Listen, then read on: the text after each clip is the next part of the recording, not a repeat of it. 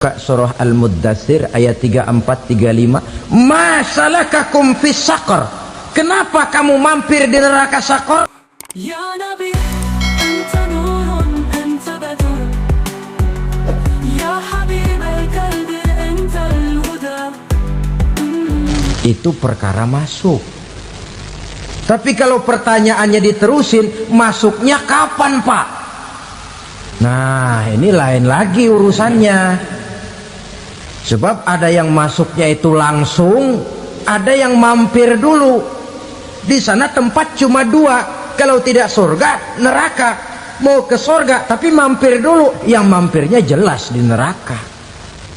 Kenapa? Dalam hadis qudsi ada riwayat, nanti itu di akhirat, setelah Allah selesai mengatur penduduk surga masuk surga, yang neraka masuk neraka, Allah berkata kepada malaikat Malik, malaikat Malik, labaik ya Allah. Itu bajingan-bajingan tengik, manusia-manusia durjana yang waktu di dunia tidak mau sujud, jauh dari ulama, gemar melakukan yang munkarat dan maksiat, hidup di tengah masyarakat selalu jadi bibit keonaran, kufur, sudah masuk neraka semua. Sudah ya Allah. Nah, kalau sudah, coba sekarang kamu masuk, Malik. Saya, iya, masuk neraka. Mau apa ya Allah? Kata Allah, akhriju minan nar man kana fi qalbihi misqala habbatin min khardalin min iman. Kau masuk neraka, cari di dalam neraka orang-orang yang ada imannya walaupun kecil sebesar biji zarah, angkat mereka keluar. Masuk malaikat Malik ke neraka, cari orang yang ada imannya, korek-korek. Ya repot, udah pada gosong. Yang ada imannya diangkat ke atas, yang ada imannya diangkat ke atas, lalu dimandikan di Nahrul Hayat, namanya sungai kehidupan di akhirat nanti. Cakep lagi rupanya, bersih lagi wajahnya, apel di hadapan Allah. Kata Allah, bagaimana mas? Kapok nggak sampean? Kapok ya Allah. Nah, kalau kapok, idhab fadkhulil jannah, pergi masuk surga sana. Berangkat mereka ke surga, ketemu sama teman-temannya yang udah sampai lebih dulu, yang nggak pakai mampir lagi. Terjadi dialog. Kata teman-temannya yang udah pada nyampe duluan, mas, iya, emang baru sampai? Saya baru sampai. Memang mampir di mana dulu mas? Kita sudah lama sampai di surga. Saudara buka surah Al-Muddatsir ayat 34-35. Ma salakakum fis saqar? Kenapa kamu mampir di neraka Saqar? Qalu lam naku minal musallin. Mereka menjawab, kami mampir di neraka Saqar mas, gara-gara dulunya kami waktu di dunia ndak pernah sholat. Ndak pernah sholat? Ndak pernah. Kan rumahnya dekat masjid, cuma dekat doang mas. Sholat mah enggak saya. Nggak pernah ngasih makan fakir miskin, nggak pernah hadir di majelis taklim, pendeknya nggak pernah melakukan kebajikan, maka saya pun mampir di neraka Saqar. Untung betul saya punya iman mas, sedikit. Waktu hidup di dunia dulu saya pernah mengucap 2 kalimat syahadat, sekali-kalinya waktu mau kawin. Masya Allah. Untung saja kawin, kalau nggak kawin polos.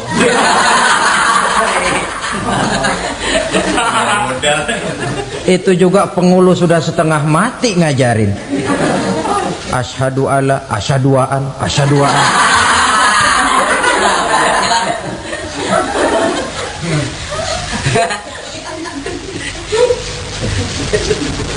Ini namanya masuk surga, ada mampir dulu.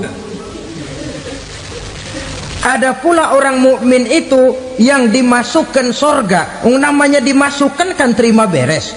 Saya masuk ke rumah, jalan sendiri, cari tempat sendiri. Saya dimasukkan ke dalam rumah, terima beres, pokok ada di dalam, itu dimasukkan namanya. Nggak pakai mampir.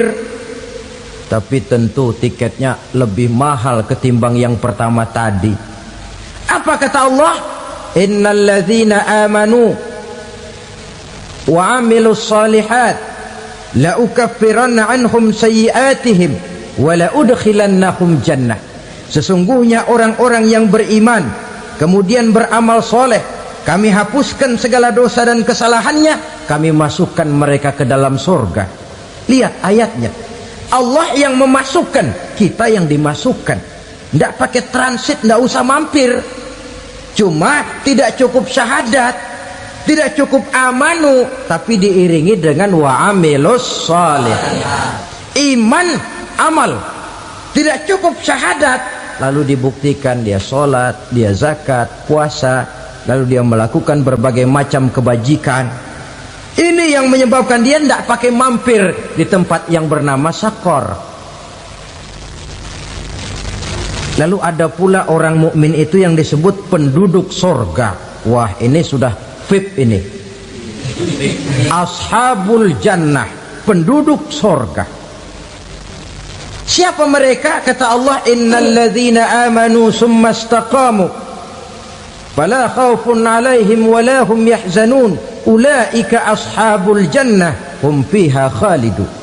Sesungguhnya orang-orang yang beriman lalu istiqamah, tetap dalam melaksanakan perintah Allah, tidak goyah, tidak labil tapi stabil, istiqamah, mereka tidak takut dan tidak bersedih hati. Merekalah penduduk sorga.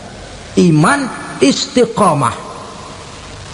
Tidak punya duit, sembayang. Banyak duit, sembayang. Miskin, sembayang. Kaya, tetap sembayang. Istiqamah. Kadang orang kalau susah rajin ke masjid, banyak duitnya ngelihat masjid melengos. Waktu miskin hamba Allah, setelah kaya jadi hamba harta. Bergeser, tidak ada nilai istiqomahnya. Saudara-saudara, dengan begitu penduduk neraka itu dua. Ada penduduk permanen, ada penduduk yang semi permanen. Yang semi permanen orang-orang beriman yang mempunyai dosa besar. Mereka masuk ke neraka untuk menerima azab sesuai dengan dosanya. Bila selesai masa azab itu, mereka akan diangkat untuk ditempatkan kembali ke dalam surganya Allah Subhanahu wa ta'ala. Nah, dikala itulah saudara-saudara, ada yang disebut syafaat dari Rasulullah Sallallahu Alaihi Wasallam. Tapi tentu jangan lupa, syafaat ini ibarat kain menambal dia. Kita punya kain bolong-bolong sedikit, syafaat yang menambal. Solat kita ada kurang dikit, sedekah kita ada campur riak dikit, amalan kita ada tidak karena Allah dikit, kita berharap syafaat. Jadi biarlah kain masih bolong-bolong, yang penting punya kain. Tapi kalau kainnya tidak ada, yang ditambal apanya? Solat tidak, puasa tidak, zakat tidak, berharap syafaat saja. Ya, terlalu berlebihan itu. Saudara hadirin yang saya hormati, apabila selesai proses penghisaban, proses penghitungan, maka dikala itulah manusia terbagi dalam dua kelompok besar. Fariqun fil jannah wa fariqun fis sa'ir. Sekelompok orang-orang beruntung yang masuk ke dalam surga, dan sekelompok lagi masuk ke dalam neraka. Ibu-ibu, saudara-saudara kaum muslimin rahimakumullah, pada pertemuan yang lalu sudah saya jelaskan bahwa hidup selalu berakhir dengan kematian. Apabila datang kematian menimpa seseorang, datanglah kiamat baginya. Itu yang disebut dengan kiamat kecil. Hakikatnya mati adalah perpindahan dari kehidupan di dunia ini menuju kehidupan di alam barzakh. menunggu kita di alam barzakh sampai datangnya saat kiamat. Entah 10 tahun, entah 100 tahun, entah 1000 tahun, hanya Allah saja yang maha tahu. Adapun orang-orang beriman yang melakukan amal kebajikan dalam kehidupan di dunia ini, masa penantian yang lama di alam barzakh buat mereka sebentar saja. Tetapi bagi orang-orang kafir yang ingkar, yang tidak beriman kepada Allah, yang hidup di dunia cuma menumpuk-numpuk dosa, tentu penantian di alam barzakh akan merupakan waktu yang sangat lama. Bukankah dalam kehidupan kita waktu itu memang relatif? Contoh misalnya, bagi pemuda-pemudi yang sedang duduk asyik memadu cinta, waktu 4-5 jam saja rasanya cuma 4-5 menit.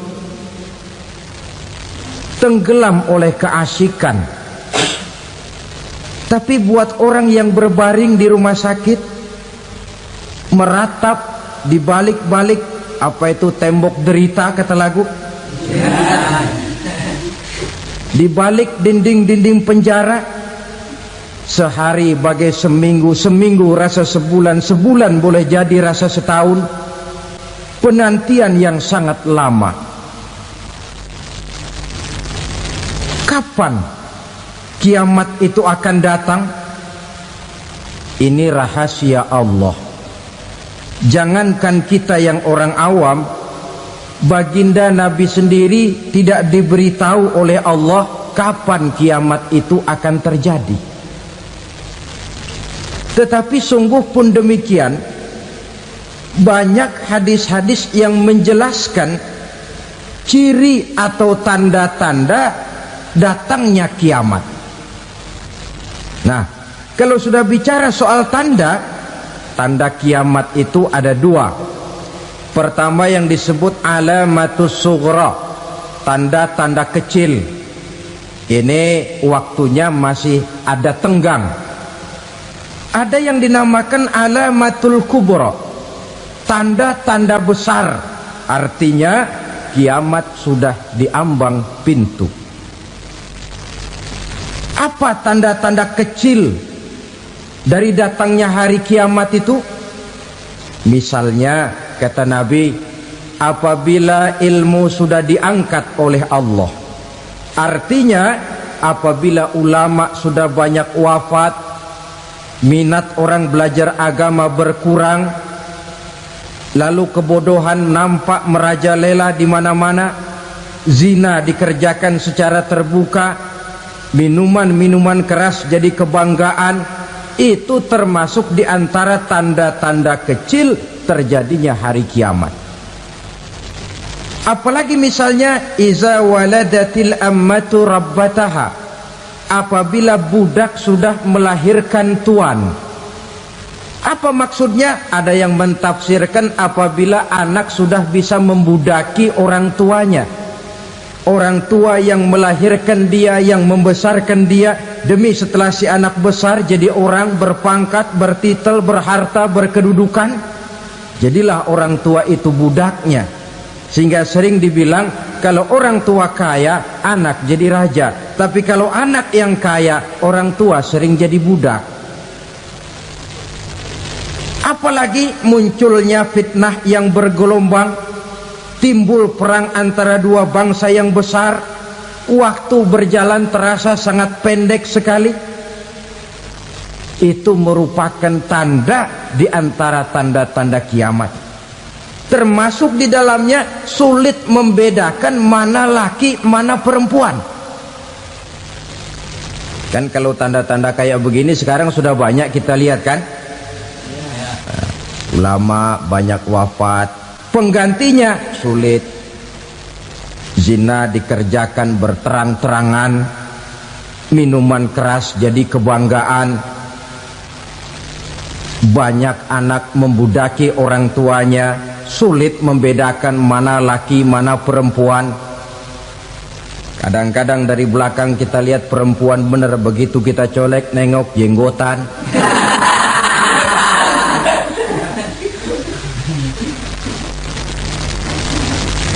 Ini termasuk tanda-tanda kecil, masih ada tenggang sampai akan terjadinya kiamat itu. Nah, yang dimaksud dengan tanda-tanda besar, ini tanda besar artinya kiamat sudah diambang pintu. Pertama, matahari terbit dari sebelah barat. Apabila matahari sudah terbit dari arah sebelah barat, tertutuplah sudah pintu taubat. Bersabda Nabi kita, la taqumus sa'atu hatta tatlu'a syamsu min maghribiha.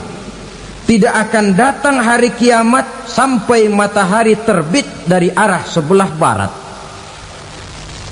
Wa iza tala'at, manakala matahari telah terbit dari arah sebelah barat, wa ra'ahan nasu, manusia banyak menyaksikan itu, amanu ajma'un, mereka pun lalu beriman.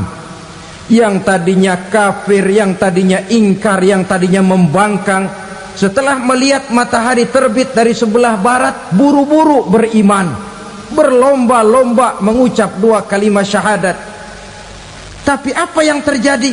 Kata Nabi, wadzalika hina la yanfa'u nafsan imanuha lam takun amanat min qabl.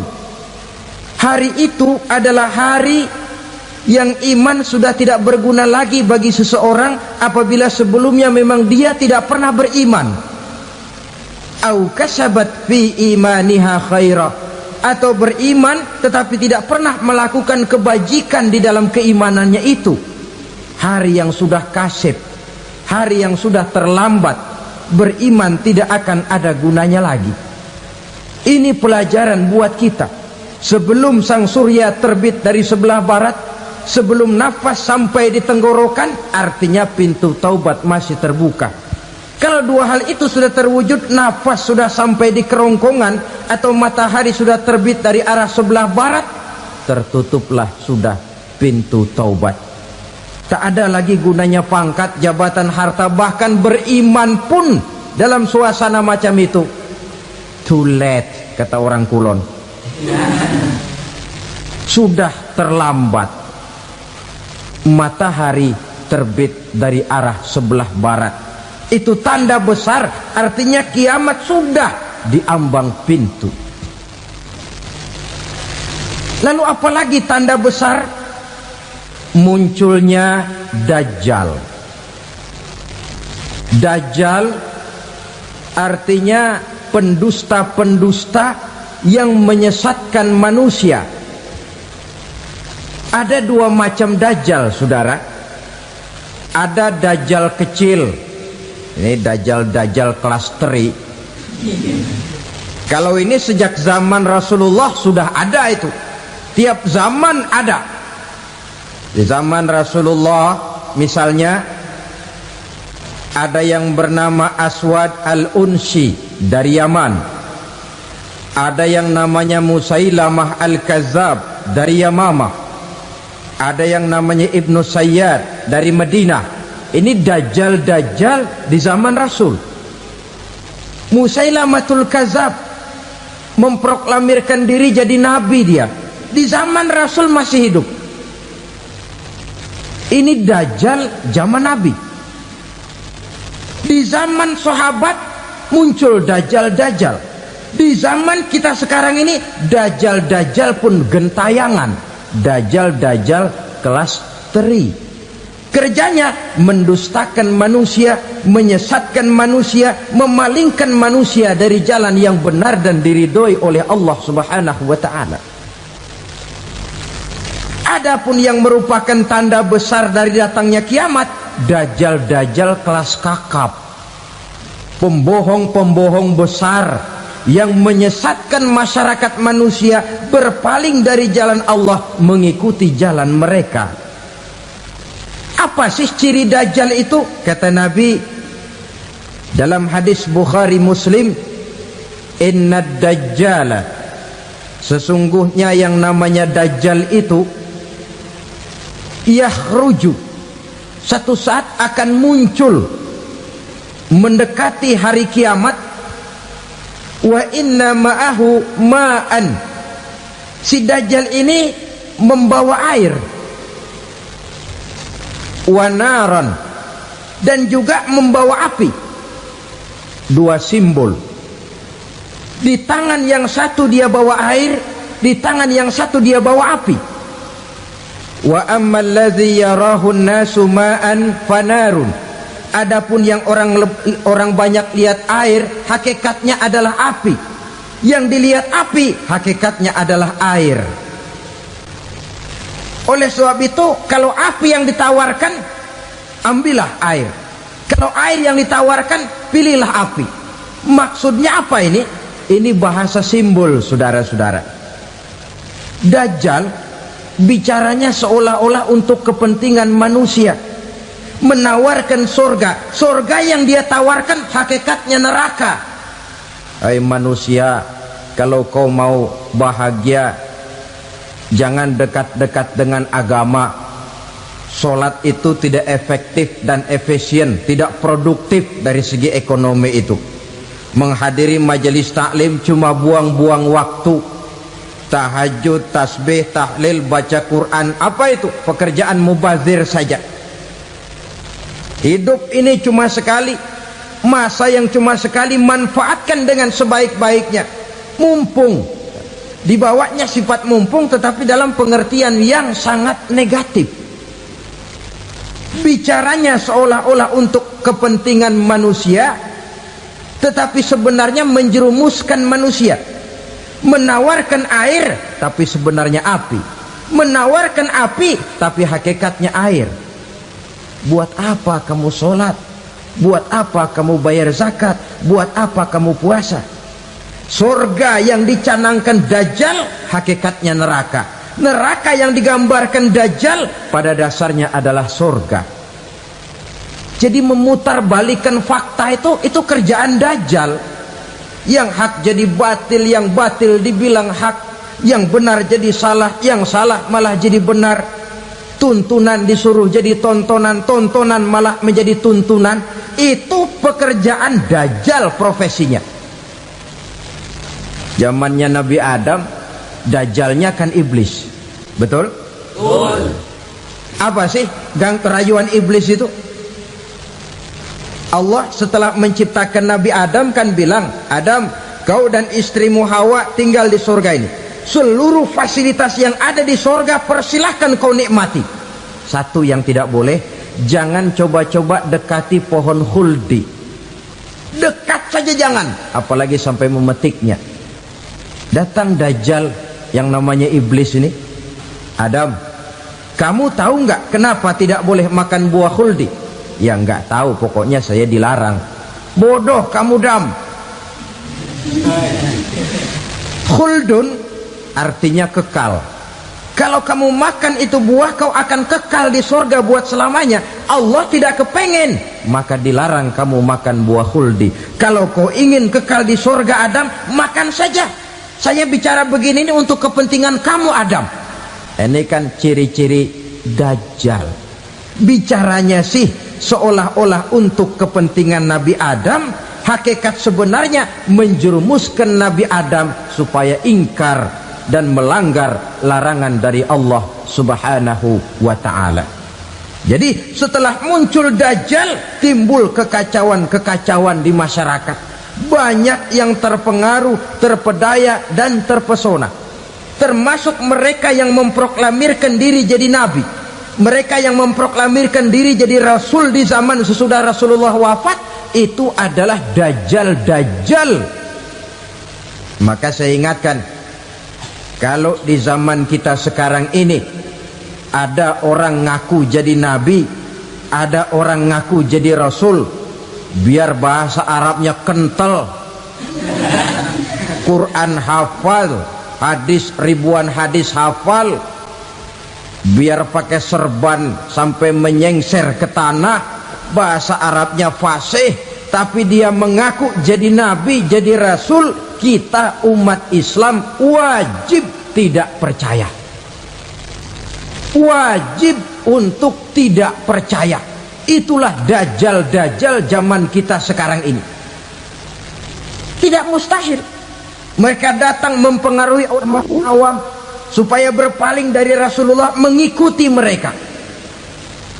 Nah, di akhir zaman nanti, mendekati hari kiamat, dajjal ini muncul. Dajjal kelas kakap, menyesatkan masyarakat manusia untuk berpaling dari Islam, mengikuti seruan mereka. Apalagi di antara datangnya kiamat itu, tanda yang besar itu, turunnya Nabiullah Isa Al-Masih, putra Maryam. Menurut berbagai hadis yang sahih, Nabi Isa Al-Masih nanti akan turun lagi, tidak membawa risalah yang baru, tapi meluruskan risalah Islam ini yang telah banyak ditinggalkan oleh masyarakat. Bahkan ada hadis menjelaskan beliau akan membunuh Nabi, mematahkan kayu-kayu salib, lalu melaksanakan haji dan umrah mengikuti syariat Nabi Muhammad, bukan membawa agama baru. Menjadi semacam mujaddid, reformer, menyelamatkan manusia dari bisikan dajjal. Bahkan ada riwayat yang menjelaskan bahwa Nabi Isa berhasil mengalahkan dajjal, mengembalikan masyarakat manusia kembali kepada ajaran Islam yang datang dari Allah, dibawa oleh Rasulullah sallallahu alaihi wasallam. Dengan kata lain, turunnya Nabi Isa bukan sebagai nabi dan rasul baru, tetapi mengikuti syariat Nabi kita Muhammad sallallahu alaihi wasallam. Saudara hadirin, ibu-ibu hadirat yang saya hormati, kemudian apalagi di antara tanda-tanda besar akan datangnya kiamat itu? Keluarnya asap atau awan. Kata Nabi, inna min asyrati sa'ah dukhanan yamla'u ma bainal masyriqi wal maghrib. Di antara tanda-tanda kiamat, munculnya awan antara langit dan bumi. Ini pun diperkuat dalam surah Ad-Dukhan ayat 10. Fartaqib yauma ta'tis sama bidukhanin mubin fayughshan nas hadza azabun alim. Bagi orang-orang yang beriman, mereka biasa-biasa saja, tapi bagi orang kufur, datangnya asap dan awan ini merupakan azab yang kelewat pedih. Barangkali sedikit mendekati gambaran tentang azab yang pedih ini, saya ingatkan alam pikiran kita kepada peristiwa yang belum lama terjadi. Pernah dengar berita bocornya reaktor nuklir di Chernobyl, Uni Soviet? Pernah dengar? Nah, bocornya reaktor nuklir di Chernobyl yang mengakibatkan ratusan, bahkan sangat mungkin ribuan nyawa. Cuma satu reaktor. Bagaimana kalau seluruh cadangan nuklir yang dimiliki oleh para negara adik kuasa ini diledakkan? Bahkan yang konon menurut catatan, cadangan nuklir yang dimiliki bersama oleh Amerika dan Rusia sekarang ini sudah sanggup memusnahkan 6 miliar manusia, 1,5 kali lebih banyak dari jumlah manusia yang nongkrong di permukaan bumi ini. Saudara-saudara hadirin yang saya hormati, lalu saat mendekati hari kiamat, apalagi tandanya? Setelah Nabi Isa wafat, pada saat turunnya yang kedua kali,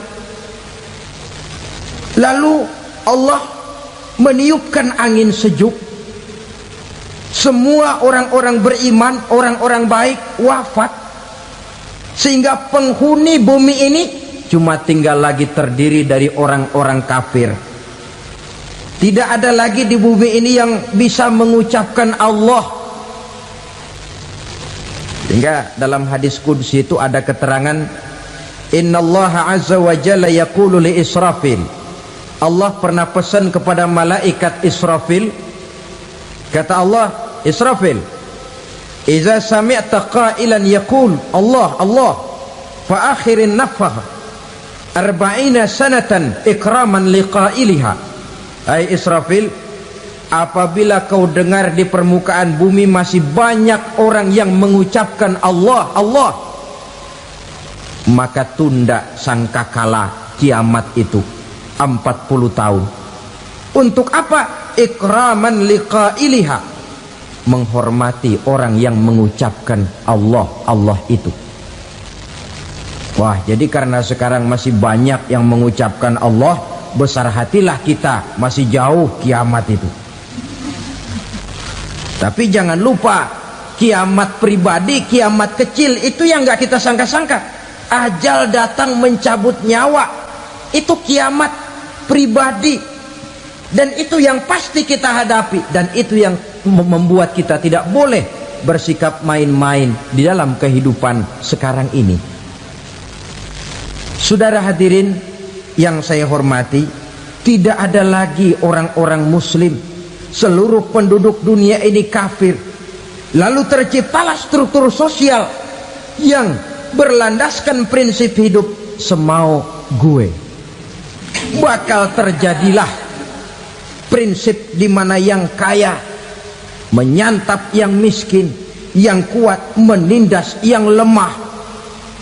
Hidup sudah bagaikan di rimba belantara, berlaku hukum rimba. Siapa yang kuat dia yang menang, siapa yang lemah menjadi mangsa.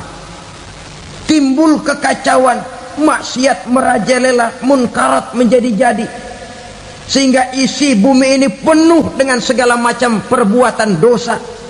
Tidak ada perlunya lagi alam diperpanjang temponya.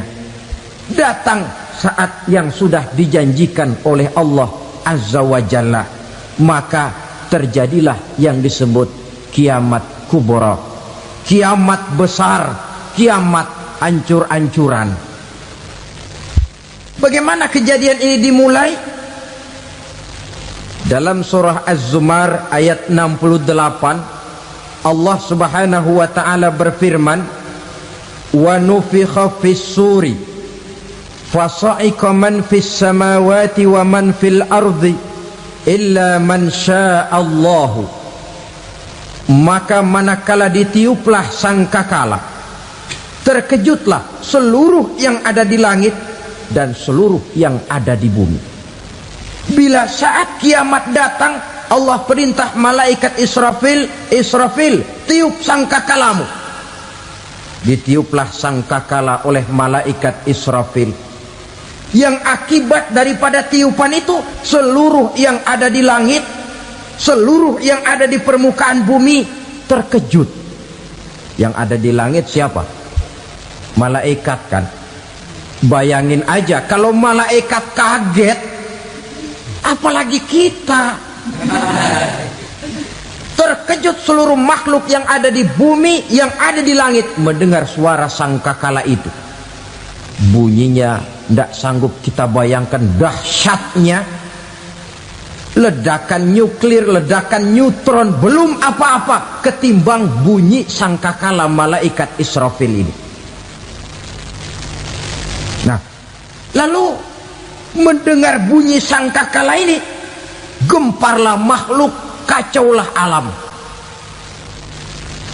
Bumi gempa, planet-planet bertabrakan, gunung meletus, air laut tumpah ke darat, angin topan bertiup, halilintar menyambar.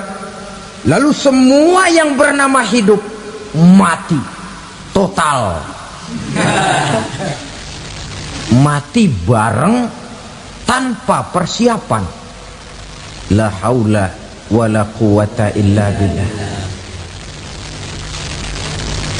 Saya kadang-kadang dalam tafakur bermohon, ya Allah, mudah-mudahan saya nggak nemuin kiamat beneran. Ngeri. Tidak bisa kita bayangkan macam apa suasana seperti itu.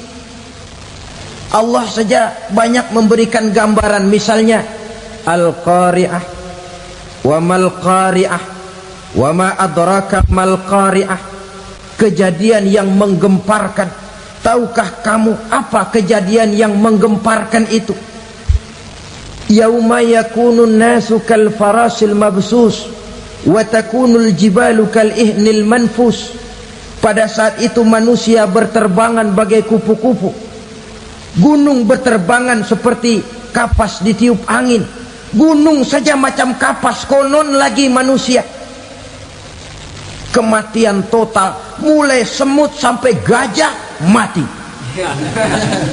jin mati, iblis mati, malaikat mati. Oh, malaikat saja mati. Saudara hadirin yang saya hormati, kematian total yang tanpa persiapan. Orang bilang, Pak, kalau mati bareng begitu yang repot malaikat maut dong ya. Cabut sana, cabut sini. Itu kalau menurut logika kita, mestinya begitu menurut logika. Tapi logika juga yang nggak perlu serepot itu.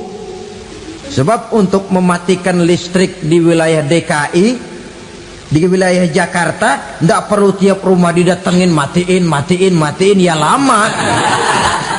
Cukup dari kantor pusatnya saja PLN tekan satu tombol, gelaplah seluruh Jakarta. Saudara hadirin yang saya hormati, kematian total. Lalu setelah kematian total, planet-planet juga mati, dalam arti tidak bergerak dan beredar. Angin mati, dalam arti tidak bertiup. Air mati, dalam arti tidak ada riak gelombang. Pokoknya semua mati. Kullu nafsin za'iqatul maut, semua yang bernafas mati. Dalam ayat lain, kullu man 'alaiha fan, semua yang ada di permukaan bumi fana. Yang kekal cuma Allah Subhanahu wa ta'ala. Yang paling belakang mati malaikat maut dan malaikat Israfil. Tapi mati juga sesuai dengan janji Allah. 40 lamanya. Tidak dijelaskan oleh Abi Hurairah 40 jam, apa 40 hari, apa 40 tahun. Hadis-hadis cuma menyebutkan 40 saja. Sunyi alam, yang tinggal cuma Allah saja lagi. Ketika itu Allah berseru-seru, katanya, limanil mulkul yauma, siapa para penguasa hari ini? Mana itu raja-raja dan penguasa yang dulu mengaku jadi Tuhan? Fir'aun, mana Fir'aun sekarang? Yang dulu jadi raja, merasa berhasil, sombong, lalu tidak mau turun-turun dari kekuasaannya, sampai kepada puncak kekurang ajarannya mengangkat diri jadi Tuhan. Mana itu Fir'aun? Namrus, mana sekarang Namrus? La ilaha illa ana, ternyata tidak ada Tuhan lain selain daripada aku, kata Allah. Proses kemudian, saudara-saudara, turunlah hujan dari langit. 40 lamanya hujan itu. Tidak jelas juga 40 jam apa 40 hari. Setelah air turun membasahi, datanglah tiupan sangkakala yang kedua. Semua yang bernama mati bangkit dari kuburnya masing-masing. Ini yang disebut Yaumul Ba'thi, hari kebangkitan. Allahu Akbar. Pada saat kita bangkit dari kubur kita masing-masing, kumpul di padang mahsyar namanya. Bayangin aja, saya sendiri nggak sanggup bayangin.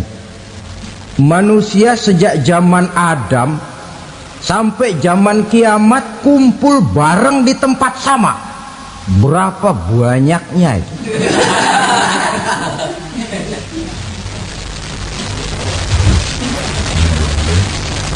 Dan yang luar biasa menurut satu riwayat, pada saat bangkit itu, Masya Allah, roman muka kita berubah, disesuaikan dengan amalan kita waktu di dunia ini. Barang siapa yang waktu di dunia amalannya itu amalan tikus, di akhirat nanti dia bangkit dari kubur, mukanya seperti muka tikus. Gagah betul badannya, tapi mukanya seperti tikus. Kenapa? Amalannya waktu di dunia seperti amalan tikus. Apa amalan tikus itu? Suka ngegeragoti barang yang sudah disimpan rapi-rapi. Orang sudah simpan uang rapi-rapi, simpan perhiasan rapi-rapi, digeragoti oleh tikus. Maling-maling, pencoleng-pencoleng, koruptor-koruptor, itu nanti di akhirat nanti kita lihat mukanya seperti muka tikus. Oh, ini waktu di dunia suka nyolong, mukanya seperti muka tikus. Barang siapa yang waktu di dunia ini amalannya itu amalan macan, dia akan bangkit nanti mukanya seperti muka macan. Apa amalan macan? Macan itu amalannya menang-menangan. Orang yang mau menang saja nggak mau mengalah. Coba lihat di hutan, kenal hutan nggak? Di hutan, raja hutan di mana-mana pasti macan, betul kan? Betul. Padahal hutan belum pernah bikin pemilihan umum. Tapi macan tidak peduli ada pemilihan umum apa tidak, pokok saya raja. Sebab apa? Macan jadi raja itu bukan karena benar, tapi karena kuat jadi raja. Setelah dia jadi raja, rakyat hutan yang mesti dilindungi malah dimakan oleh raja macan. Kambing rakyat hutan dimakan oleh macan. Ayam rakyat hutan dimakan oleh macan. Itu nanti kita lihat di akhirat itu mukanya seperti muka macan, gagah betul. Lalu barang siapa yang di dunia ini amalannya itu seperti amalan anjing, nanti dia punya muka seperti muka anjing. Apa amalan anjing? Pertama, anjing itu kalau disuruh jaga rumah, dia tidak bisa membedakan mana maling, mana tamu. Biar yang datang maling, kalau bawa tulang, anjing kalem. Yang kedua, anjing itu akan setia kepada siapa saja yang memberinya roti. Siapa yang memberinya roti, itulah majikannya. Apa kata majikannya, pasti dia laksanakan. Soal benar atau salah dia tidak peduli. Setelah anjing dapat roti, dia tidak punya pilihan lain kecuali bilang, abdi mah kumaha juragan wae ayeuna mah.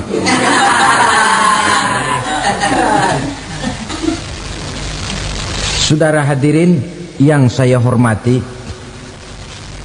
berkumpul di padang mahsyar, tiap orang sibuk dengan persoalannya masing-masing. Matahari waktu itu didekatkan oleh Allah, panas luar biasa. Ada yang saking panasnya itu mencucurkan peluh keringat sampai sebatas mata kakinya. Ada yang keringatnya sampai sedengkulnya, ada yang keringatnya sampai sepusatnya, ada yang keringatnya mengalir sampai sebahunya. Ada yang kelelap oleh keringatnya sendiri, sementara orang di sampingnya nggak apa-apa. Bergantung lagi amalan dia waktu di dunia ini. Saudara-saudara, sebagian orang dalam kepanikan padang mahsyar berombong-rombong datang mereka menghadap Nabi Adam. Ya Adam, anta abal bashar. Hai Adam, Tuhan adalah bapak moyang manusia. Kami sebentar lagi akan disidang, dimintakan pertanggungan jawab. Tolonglah kami, hai Adam. Kata Nabi Adam, Jangankan nolongin sampean, saya sendiri tanggung jawab di hadapan Allah ketika dulu tidak boleh makan khuldi, saya serobot. Sudahlah, urus diri masing-masing saja, nafsi. Begitu kata Nabi Nuh, begitu kata Nabi Ibrahim. Tiap orang bertanggung jawab sendiri-sendiri. Ketika itulah saudara-saudara, nikmatnya menjadi umat Nabi besar Muhammad sallallahu alaihi wasallam. Sebab apa? Walaupun menurut abjad kita ini umat paling belakang, kita ini toh, karena Nabi Muhammad adalah Nabi akhir, tapi akan dihisap lebih dulu, lewat di atas sirat lebih dulu, masuk surga lebih dahulu ketimbang umat-umat belakangan. Ketika Rasul mendekati ajal, beliau tanyakan itu kepada malaikat Jibril.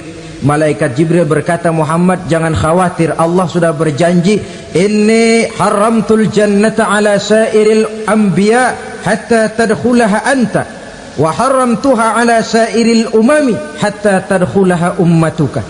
Surga aku haramkan buat seluruh nabi kecuali kalau engkau Muhammad sudah masuk ke dalamnya, dan surga aku haramkan buat seluruh umat kecuali kalau umatmu Muhammad sudah masuk ke dalamnya.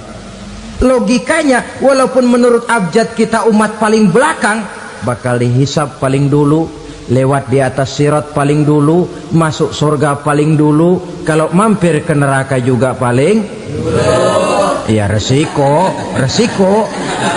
Jangan mau enaknya aja paling dulu. Saudara hadirin yang saya hormati, setelah masa kebangkitan itu jangan dikira begitu bangkit langsung diperiksa, masih menunggu menanti ribuan tahun perhitungan padang mahsyar untuk sampai kepada proses yang disebut yaumul hisab, hari perhitungan. Seorang demi seorang bakal dipanggil. Bayangkan saja, kita se-RT saja di absen, kadang-kadang perlu waktu lama. Ini manusia sejak zaman Nabi Adam sampai datang hari kiamat, satu demi satu disidang di hadapan Qadhi Rabbul Jalil. Status sosial copot sudah waktu itu. Yang pernah jadi hartawan di situ tidak lagi kelihatan kehartawanannya. Yang pernah jadi jenderal tidak lagi dipanggil jenderalnya. Yang ustadz tidak lagi dipanggil al-mukarramnya. Seluruh status sosial selesai. Dipanggillah kita seorang demi seorang menghadap Qadhi Rabbul Jalil. Bagaimana proses penghisaban itu? Pertama, proses tanya jawab. Di antaranya ada hadis menyatakan, lan tazula qadama 'abdin yaumal qiyamah hatta yus'ala an arba'i khisalin. Besok di hari kiamat tidak akan bergeser telapak kaki seorang hamba sampai dia ditanya lebih dulu tentang 4 persoalan. Tentang ilmunya, kemana ilmu itu diamalkan. Tentang umurnya, di mana umur itu dihabiskan. Tentang masa mudanya, kemana masa muda itu dipakai. Tentang hartanya, dari mana harta itu didapat dan kemana harta itu dibelanjakan. Ini termasuk proses tanya jawab. Jadi kalau istilah pengadilan dunia, nama Fulan bin Fulan. Kamu waktu di dunia diberikan umur panjang untuk apa? Pernah mengalami masa muda, kemana kau habiskan masa remajamu? Kau diamanahkan ilmu, dengan apa ilmumu kau amalkan? Kau diberikan harta, dari mana harta kau dapat, kemana kau belanjakan? Tak seorang pun yang bisa mungkir. Sebab apa? Dikala itu yang menjadi saksi bukan orang. Yang menjadi saksi adalah seluruh anggota badan kita. Tangan bicara, kaki jadi saksi terhadap seluruh amalan yang pernah kita kerjakan pada saat kehidupan di alam dunia ini. Selesai proses tanya jawab, lalu diperlihatkan buku catatan kita waktu hidup di dunia ini. Jangan lupa Allah itu menyiapkan 2 superkomputer kepada kita, sebelah ditempelin sebelah kanan, yang sebelah tempelin di sebelah kiri. Komputer itu namanya Raqib dan Atid, 2 malaikat yang apabila baik kita lakukan, refleks saja akan menulis kebajikan kita. Jahat kita kerjakan, akan tertulis. Catatan itu nanti diperlihatkan kepada kita. Waduh, alangkah malunya pada saat diperlihatkan catatan kita, buku rapot kita merah melulu. Barangkali diperiksa sambil diomelin, brengsek lo, buku merah melulu begini, bagaimana waktu hidup di dunia? Tidak cukup diperlihatkan buku catatan kehidupan, rekaman kehidupan. Rekaman kehidupan kita secara utuh sejak terlahir sampai ajal datang merenggut nyawa. Barangkali mirip dengan video sekarang ini, di mana terekam dengan baik seluruh kegiatan kita, sejak yang sekecil-kecilnya sampai kepada yang sebesar-besarnya. Untuk kemudian kita pun menerima balasan. In khairan fa khairun wa in syarran fa syarrun. Kalau baik ya baik balasannya, kalau jahat ya jahat juga balasannya. Catatan-catatan kita diberikan. Kalau banyak kebajikannya diberikan di tangan kanan dengan cara yang halus. Kalau banyak